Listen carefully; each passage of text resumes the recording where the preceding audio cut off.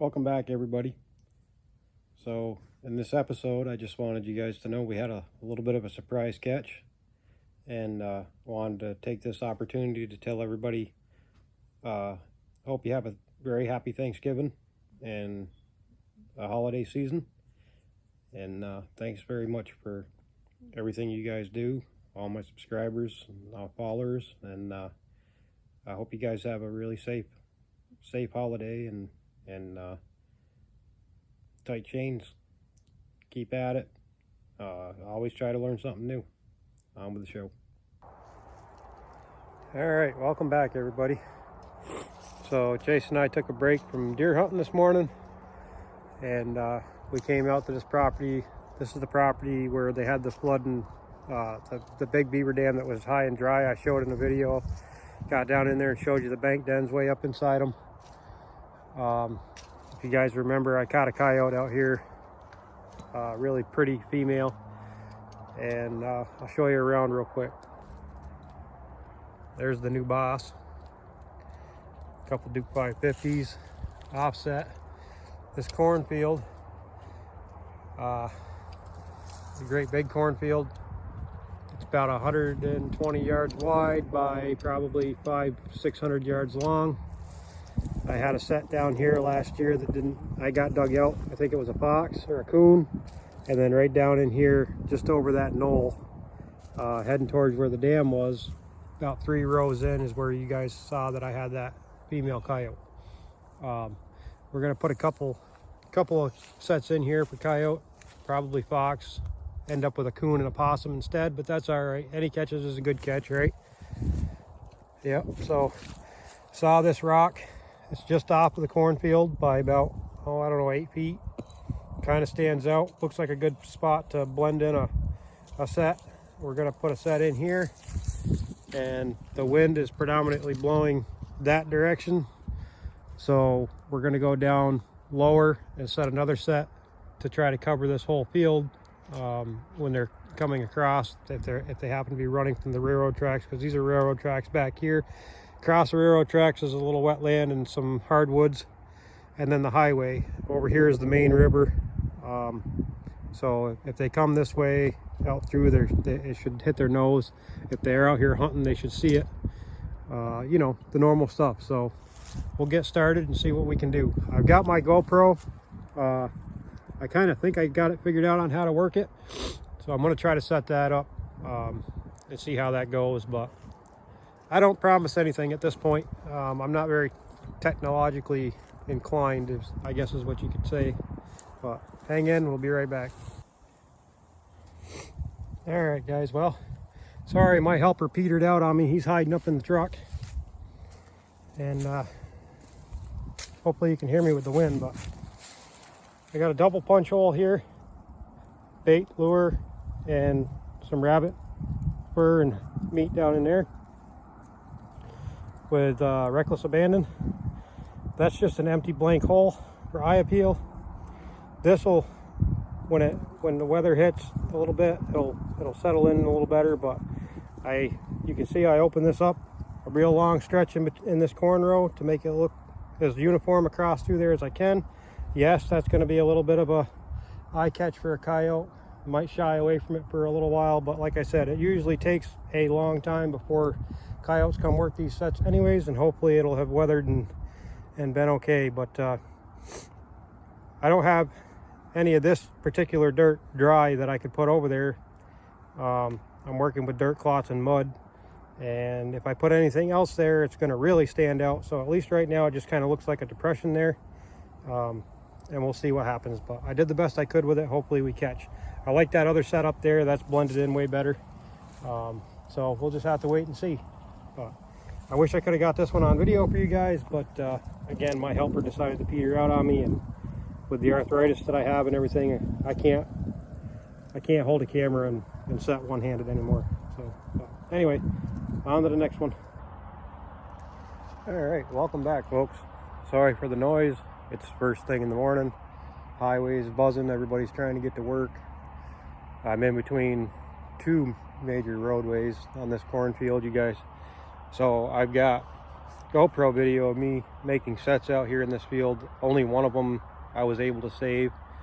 The other one, for whatever reason, the GoPro would not download it so that I could access it into my video, the program that I make my videos with. Anyway, so we had a front go through last night and dropped about an inch of rain. It warmed up throughout the night, which is not usual here for us, and it's starting to melt already. And it's supposed to get warm again, so everything's going to turn to mud. However, the set that I do have on here, it was the one out of the two sets I didn't really like, because I couldn't blend it. It was all mud and whatever. I'm coming up through here, and we have a catch. Can't exactly tell what it is yet. I almost think it's a red. Looks like a red fox. I was hoping for a coyote out here. This is where I got that nice little female coyote. Well, not little, she was just a nice pretty coyote. Yep, that definitely is a red fox. Let me spin you around. I can't tell if he's just all mud, or because he's been laying in that mud ball, or if he's possibly got mange. Spin you guys. Try not to make you guys sick while we're walking towards him here, but I don't know exactly how well he's caught, and he very well could pull out of that trap.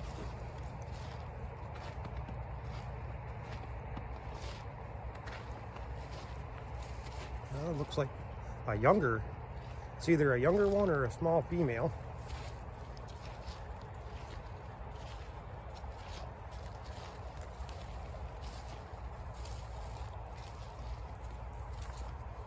Yep, I can't tell whether it's just a young one or a small female, but either way, it's another predator taken off this farm. And I'm not going to be remaking this right this second, because unfortunately it is a mud ball. What I'll probably do now that this is all dug up and it smells like fox is I'll end up turning this into some kind of a hay set. I'll bring some hay down, because our weather's going to get really crazy here with hot and cold and freezing and rain, and you know how it goes. So let me get this guy taken care of, and I'll get right back with you. All right, you guys can see he turned this into a great big mud ball circle high in the middle right here.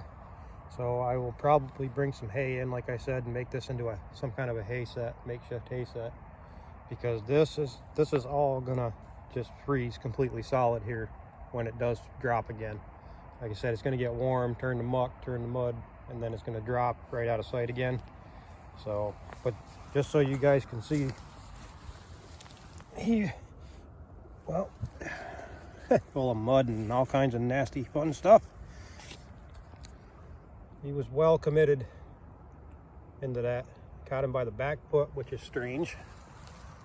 But this definitely reeks of fox right now.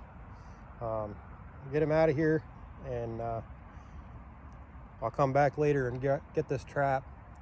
I'll probably end up, the anchor's still good, I'll end up switching it out with a different one and make this into a hay set. The other one up there hasn't been touched at all yet. It's only a matter of time probably. But anyway, thanks for watching. Trap by sight, walk by faith, and I hope you guys all have a blessed day. Hey, welcome back guys. Another day, another check. Absolute first for me. I've never seen this one before. I've seen some fox scat around here, but never seen anything while I was out here. I've beaver trapped this area for a couple of years now, and ran multiple traps in here, never caught one. And I'm not kidding, I got a pocket set in for mink and raccoons and whatever else decides to come along, and I'll be danged if I don't have a red fox in it. There he is.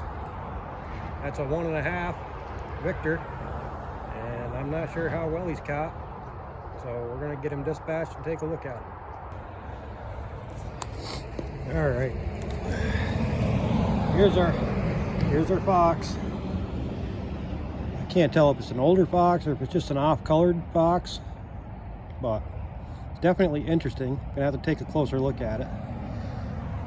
He tore my pocket. You can't, I know these cameras don't show depth very well, but he dug into that bank and tore that pocket right out of there. So I'm not going to be able to reset this one right here at the moment. I'm going to have to come back and make another pocket.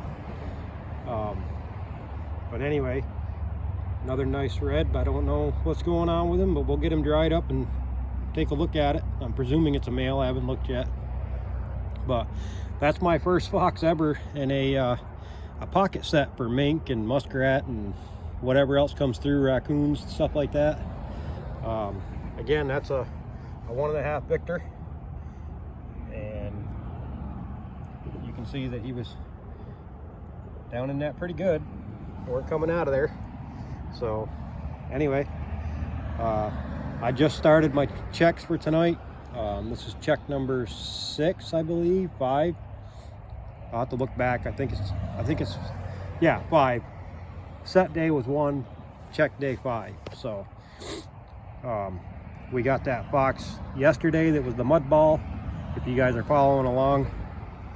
I still haven't been able to get, with my work schedule and my wife's back injury, I haven't been able to get hay yet. I want to get in there and make that into a hay set. But I do have that other set that I need to check, and I've got a few other sets that I need to check. So maybe we got something else. But definitely a pretty cool looking fox. We'll get him dried up. I hope he looks really cool once he's dry too. Well, that was a little bit crazy.